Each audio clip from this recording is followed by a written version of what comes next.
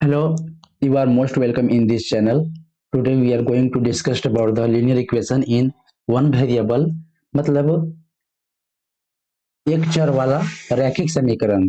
इसको हम लोग क्या कहेंगे? एक चर वाला रैखिक समीकरण। जैसा कि आप देख रहे हैं, introduction to the linear equation रैखिक समीकरण का परिचय। A linear equation in one variable is an equation that can be written in the form of ax plus b is equal to 0। यानी रैखिक समीकरण का जो इक्वेशन होता है, जो लिखते हैं, उसका जो रूप होता है वो होता है a x plus B is equal to 0। यानी इस तरीका से देखने में आपको मिलेगा। Where x is the variable, जहाँ पे एक्स क्या है, एक्स एक जो है ना वेरिएबल है आपका। यहाँ पे एक्स का मान बदलते रहता है। A and B are constant real number. A and B are क्या है? कांस्टेंट है, जो कि रियल नंबर होता है। और ए इजिकल टू नॉट जीरो, ए का मान जीरो नहीं हो सकता है। ठीक है, इस फॉर्म को हम लोग क्या कहते हैं? Linear equation. ठीक है, नेक्स्ट है the equation involves only one variable x and the highest power of variable is 1 which makes it a linear equation। मतलब वैसा इक्वेशन जो केवल एक वेरिएबल को एग्जिस्ट करता है। ठीक है ना, the equation involves only one variable, वैसा इक्वेशन जो केवल एक वेरिएबल को इन्वॉल्व करता है। And the highest power of the variable, और वेरिएबल का हाईएस्ट पावर जो होता है एक होता है, उसको हम क्या कहते हैं? वो लीनियर इक्वेशन कहते हैं। जैसे यहाँ पे आप देख रहे हैं a x plus b is equal to zero है। यहाँ पे क्या है? एक्स है। एक मतलब क्या कर रहा है? एक्स इन्वॉल्व कर रहा है। ठीक है, एक ही एक्स इन्वॉल्व कर रहा है, वन वेरिएबल है। पूरे पूरे समीकरण में एक वेरिएबल है जो कि एक्स है, और इसका मैक्सिमम पावर क्या है? एक है। ठीक है, तो ये क्या है? लीनियर इक्वेशन है। इसी तरीके से लीनियर इक्वेशन हम बोलते हैं। एग्जाम्पल देखिए, एग्जाम्पल क्या है? 3x plus five equal to zero.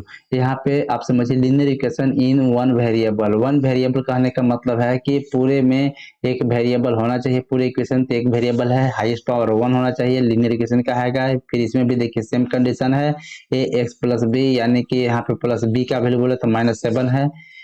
और -x plus eight is equal to 12। अगर इसमें आपको जो a x plus b is equal to zero है, इसमें आपको ए का मान निकालना हो तो ए का मान कितना निकाला है? तो ए का मान -1 निकलेगा, एक्स प्लस और बी का मान 8 निकलेगा, इजिकल टू 12। ठीक है ना, तो a x plus b is equal to zero होता है ना। तो यहाँ पे क्या हो जाएगा? इस तरीके से। तो अभी इसको जीरो नहीं करेंगे, इसको और इधर ले आएंगे, तो क्या हो जाएगा? -1 इंटू एक्स प्लस, और 12 उधर है तो इधर ले आएंगे तो माइनस हो जाएगा। ठीक है ना, +8 -12 इजिकल टू जीरो। अब देखिए यहाँ पे आएगा -1 into x -4 equal to zero. और यहाँ पे ए एक्स प्लस बी होना चाहिए, तो यहाँ प्लस बी के फॉर्म में क्या हो जाएगा? प्लस बी के फॉर्म में हो जाएगा -4 ना। तो -1 x plus -4 is equal to zero. अब देखिए यहाँ पे ए का वैल्यू इतना है, plus B is equal to zero. अब ए का मान पूछा जाएगा तो कहेंगे -1 है, और बी का मान पूछा जाएगा कितना बोलेंगे? -4। इस तरीके से जो है ए और बी का मान निकालते हैं। ठीक है, ए और बी का मान निकालते हैं वन वेरिएबल में। तो चलिए हम लोग की पॉइंट देख रहे थे।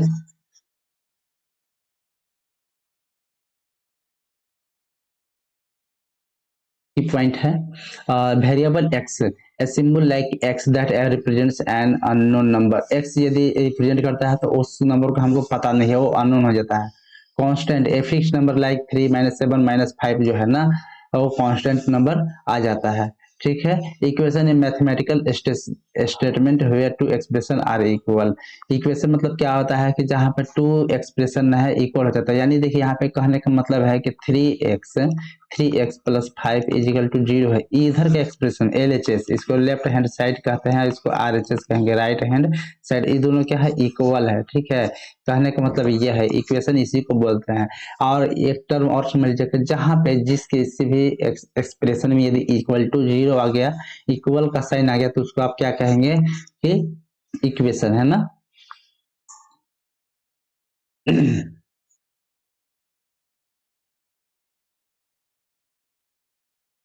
चलिए, showing a linear equation. To solve a linear equation we aim to isolate variable on one side of the equation. Equation की एक तरफ का हम उसको क्या करते हैं, अलग करते हैं. This involve simplifying both side of equation if needed. ये दोनों तरफ जरूरत पड़ता है दोनों तरफ सॉल्व करते हैं. Moving constant in one side of the equation, जैसा केवल एक साइड हम लोग किए कांस्टेंट को.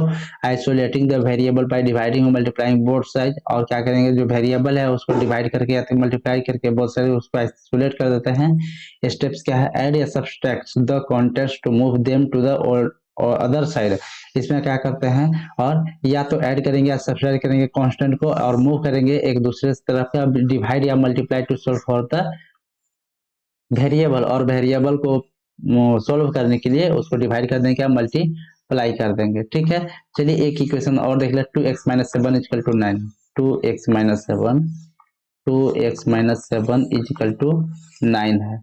ठीक है, 2x-7 इक्वल टू 9. अब इसको सोल्व करना है, तो कैसे सोल्व करेंगे, देखिए यहाँ पे सिंपल सी चीज करना है. इसको निकालना है, जिसको निकालना है उसको रहने देते हैं, जिसको नहीं निकालना है उसको एक दूसरे तरफ ले जाते हैं. जैसे मान सकते 2x है और यहाँ पे क्या कर सकते हैं, 2x है इक्वल टू 9 और माइनस इधर में तो उधर ले जाएंगे तो क्या हो जाएगा, +7 हो जाएगा. अब 2x इक्वल टू क्या हो जाएगा, 9×7=16. फिर x का मान निकालेंगे तो 16/2 हो जाएगा, तो कितना हो जाएगा, 8 हो जाएगा.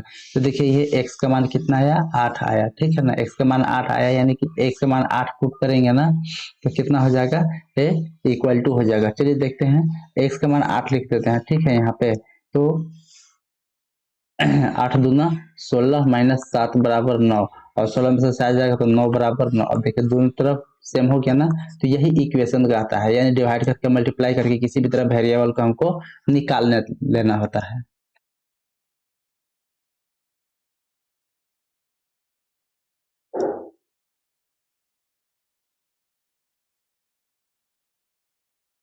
चलिए नेक्स्ट एग्जांपल देखते हैं. Solve 3x + 5 = 7. अब 3x + 5 = 7 को सॉल्व कैसे करना है, तो step 1 subtract 5 from both side. दोनों तरफ 5 को क्या किया है, सब्सट्रैक्ट कर दिया है. यहाँ भी सब्सट्रैक्ट किया, यहाँ भी सब्सट्रैक्ट कर दिया. या तो फिर इसको वन साइड से दूसरे साइड ले जाता है. ठीक है ना, तो देखिए सब्सट्रैक्ट हो खत्म हो गया. 11 से 5 आएगा 3x = 6. Step two divide both side by 3. दोनों तरफ 3 से डिवाइड किया तो x = 2 प्राप्त हो गया. ठीक है, इसलिए सॉल्यूशन ऑफ x = 2. इस तरीके से एग्जांपल 2 में देखिए 2x-7 = 9. यहाँ पे क्या किया, डिवाइड बोथ साइड बाय 2. दोनों तरफ 2 से डिवाइड किया. ठीक है ना, sorry, add 7 to both side.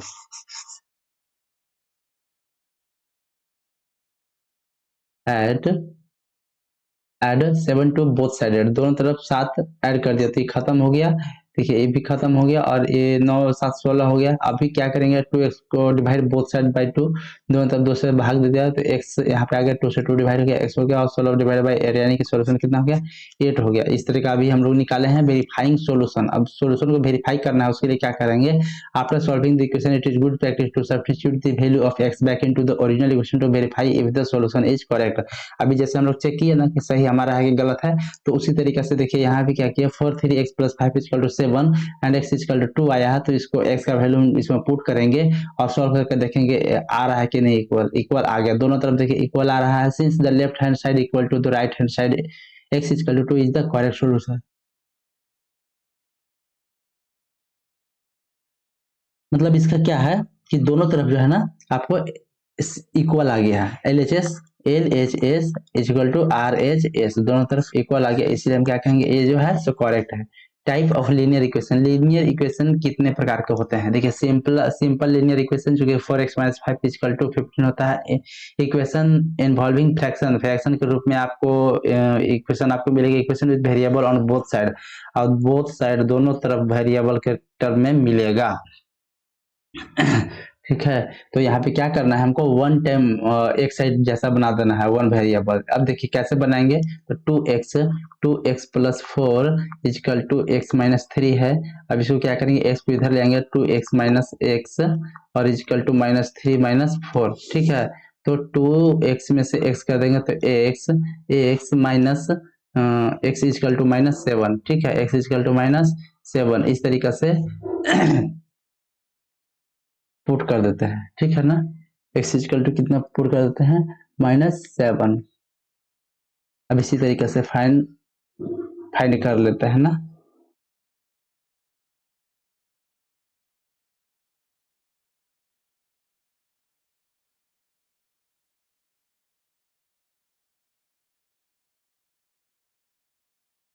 Next term में देखते हैं, equation with variable on both side, दोनों तरफ इक्वेशन रहता है, वेरिएबल रहता है, तो उसको क्या करते हैं, देखिए यहाँ पे 2x+3 equal to x+9, subtract x from both side, दोनों तरफ x को घटा देते हैं, ठीक है, दोनों तरफ x को घटाया तो खत्म हो गया, इसमें से x यहाँ बच गया x+3 और यहाँ पे क्या बच गया 9। फिर इस केस में क्या करेंगे कि स्टेप 2 में सब्सट्रैक्ट 3 फ्रॉम बोथ साइड, दोनों तरफ फिर 3 को घटा देंगे, तो देखिए x इक्वल टू 6 आ गया, ठीक है ना, x इक्वल टू 6 आ गया। तो यहाँ पे सोल्यूशन क्या करेंगे, पुट अप करेंगे यहाँ पे ना, तो 6 दूना 12 3 15 और यहाँ पे क्या करेंगे 6 9 15, इस तरीके से सोल्यूशन जो है आपका आ जाएगा। नेक्स्ट है word problem involving linear equation. Sometimes real life problem can be solved using linear equation.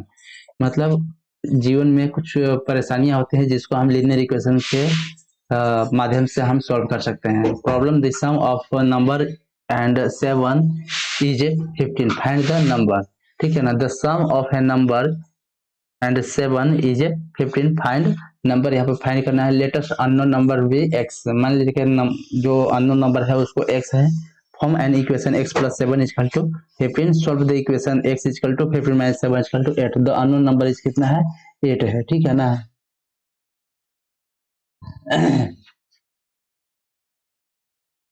तो यहाँ पे अननोन नंबर फाइंड हो गया। Common mistake to avoid, common mistake क्या करता है, not simplifying both side of the equation, यही mistake होता है, मैंने कि दोनों तरफ सिंपलीफाई नहीं करते हैं, तो ये प्रॉब्लम हो जाता है। Forgetting the change the sign when moving term across the equal sign, यदि इक्वल के एक तरफ से दूसरी तरफ साइन को हम ले जाते हैं, मतलब नंबर को ले जाते हैं, तो उसके साइन को चेंज करना ध्यान में रखना है। Note checking the solution bye substituting it's back into the original equation, और यदि आप चेकिंग नहीं करते हैं तो वो आपका ओरिजिनल इक्वेशन नहीं आ पाता है, ठीक है, यहाँ तक तो समझ गए। चलिए, तो जो भी प्रॉब्लम होगा इसमें हम सारा कुछ स्टेप बाय स्टेप बताया है। यदि आपको लगता है कहीं कोई डाउट है तो कमेंट सेक्शन में जरूर करें, और ऐसे ही नए नए वीडियो के लिए नए नए टॉपिक के साथ फिर मिलते हैं। तब तक के लिए आप चैनल को सब्सक्राइब करके लाइक कर दीजिएगा। मिलते हैं फिर नए वीडियो के साथ।